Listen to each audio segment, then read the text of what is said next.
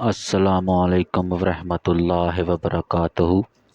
محمد صلی اللہ علیہ وآلہ وسلم ہمارے بڑی شان والے حضرت عائشہ صدیقہ رضی اللہ تعالیٰ عنہا فرماتی ہیں، وہ مصر کی عورتیں جنہوں نے یوسف علیہ السلام کو دیکھ کر چھریاں اپنی انگلیوں پر چلائی تھیں، اگر سرور کائنات محمد صلی اللہ علیہ وآلہ وسلم کو ایک نظر دیکھ لیتیں تو چھریاں اپنے دلوں پر چلا لیتیں۔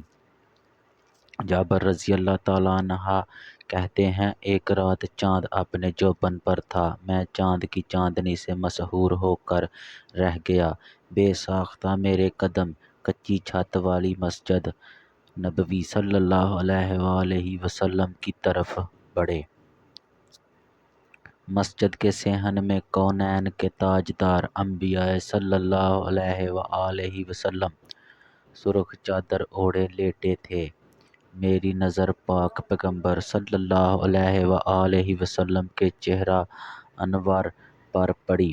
ایک نظر میں نے چاند کو دیکھا، پھر ایک نظر مدینہ کے ماہتمام کو دیکھا، بے ساختہ میرے ہونٹوں سے نکلا، آقا چاند کو بھی اگر حسن ملا ہے تو تیرے چہرہ پر انوار سے ملا ہے۔ حسان بن ثابت نے کہا، وَأَجْمَلَ مِنْكَ لَمْ تَلِدِ النِّسَاءُ وَأَحْسَنَ مِنْكَ لَمْ تَرَ قَطُّ عَيْنِي۔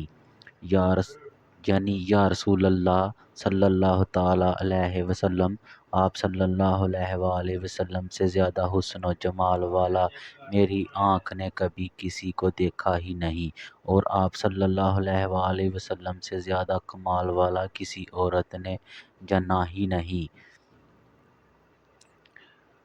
کأنک قد خلقت کما تشاء خلقت مبرأ من کل عیب۔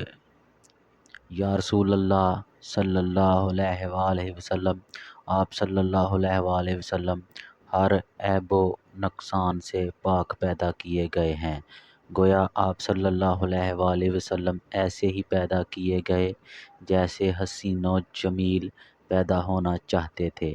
رحمت عالم صلی اللہ علیہ وآلہ وسلم جب اپنے یار غار کے ساتھ معبد کے دروازے پر پہنچے، کہا، اماں میرے یار کو بھوک لگی ہے، کیا کچھ کھانے کو مل سکتا ہے؟ معبد کہتی ہیں، اتنا حسین چہرہ، ایسا برکت چہرہ کہ جس نے سارے گھر کے در و دیوار روشن کر دیے۔ کہا، بیٹا گھر میں کچھ نہیں، بکریاں چرنے کے لیے گئی ہیں۔ سراج منیر کی نظر صحن میں بندھی ایک لاغر بکری پڑی، فرمایا، اماں اگر اجازت دو تو اس کا دودھ دولیں۔ معبد کہتی ہیں، اس نے تو ایک عرصہ ہوا دودھ دینا چھوڑ دیا ہے۔ کہا، اماں تو اجازت تو دے، اسے کیا پتہ آج اس کے گھر کون آیا ہے، اسے کیا پتہ کہ یہ جہاں جاتا ہے رب کی رحمتیں ساتھ جاتی ہیں۔ معبد بیان کرتی ہیں، اتنے خوبصورت چہرے کے اسرار پر انکار کی جرأت نہ ہوئی۔ کہا، ٹھیک ہے بیٹا، دیکھ لو، اگر دو چار دھاریں دودھ کی نکل آئیں۔ ہائے! پاک پیغمبر کے مبارک ہاتھوں نے بکری کے تھنوں کو چھوا، وہاں ہاتھ جو اٹھتے تو ابر رحمت برسنے لگتا، جو انگلی اٹھتی تو چاند کٹنے لگتا، جو انگلی پھرتی تو بادل پھٹنے لگتا۔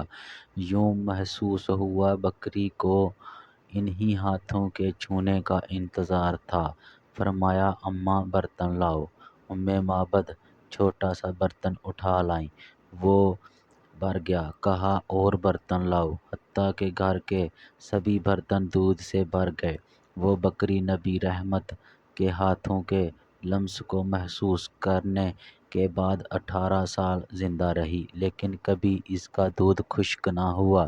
صحابہ کرام مسجد نبوی میں بیٹھے آپس میں گفتگو کر رہے ہیں۔ کوئی کہتا ہے کہ آدم علیہ السلام کی بڑی شان ہے، اللہ نے صفی اللہ بنایا۔ کوئی کہتا ہے ابراہیم علیہ السلام کی بڑی شان ہے، اللہ نے خلیل اللہ بنایا۔ کوئی کہتا ہے موسیٰ علیہ السلام کی بڑی شان ہے، اللہ نے کلیم اللہ بنایا۔ کوئی کہتا ہے عیسیٰ علیہ السلام کی بڑی شان ہے، اللہ نے روح اللہ بنایا۔ اتنے میں رسول پاک صلی اللہ علیہ وآلہ وسلم تشریف لائے۔ فرمایا میرے صحابہ، میں نے تمہاری گفتگو سنی ہے۔ کسی نے کہا آدم بڑی شان والے ہیں، اللہ نے صفی اللہ بنایا، بالکل ایسا ہی ہے۔ کسی نے کہا ابراہیم بڑی شان والے ہیں، اللہ نے خلیل اللہ بنایا، بالکل ایسا ہی ہے۔ کسی نے کہا موسیٰ بڑی شان والے، اللہ نے کلیم اللہ بنایا، بالکل ایسا ہی ہے۔ کسی نے کہا عیسیٰ کی بڑی شان ہے، اللہ نے روح اللہ بنایا، بالکل وہ بھی ایسے ہی ہیں۔ پر میرے صحابہ سن لو، آنا حبیب اللہ، میں اللہ کا حبیب ہوں۔ پاک پیغمبر صلی اللہ علیہ وآلہ وسلم نے فرمایا کل قیامت کے دن حمد کا جھنڈا میرے ہاتھ میں ہوگا۔ آدم علیہ السلام سے لے کر عیسیٰ علیہ السلام تک تمام انبیاء میرے جھنڈے کے نیچے ہوں گے۔ پر سن لو، میں فخر نہیں کرتا، معراج کا موقع ہے، اللہ نے بیت المقدس میں تمام انبیاء کو جمع فرمایا۔ اب وقت آیا نماز ادا کرنے کا، دیکھتے ہیں آج کون امامت کرواتا ہے۔ سارے انسانوں کے باپ آدم علیہ السلام امامت کرواتے ہیں۔ 950 سال دن رات رب کی توحید کا حقہ دینے والے نوح علیہ السلام امامت کرواتے ہیں۔ رب کی توحید کے لیے آتش نمرود میں پھینکے جانے والے ابراہیم علیہ السلام امامت کرواتے ہیں۔ رب کی توحید کے لیے فرعون جیسے جابر سے ٹکرانے والے موسیٰ علیہ السلام امامت کرواتے ہیں۔ دیکھتے ہیں آج نبیوں کا امام کون بنتا ہے۔ سارے انبیاء جمع ہیں، جبرائیل علیہ السلام نے محمد صلی اللہ علیہ وآلہ وسلم کا ہاتھ پکڑا اور آگے مسلح پر کھڑا کر دیا۔ اے رب کے حبیب، جہاں آپ صلی اللہ علیہ وآلہ وسلم موجود ہوں، وہاں کوئی دوسرا امام نہیں بن سکتا۔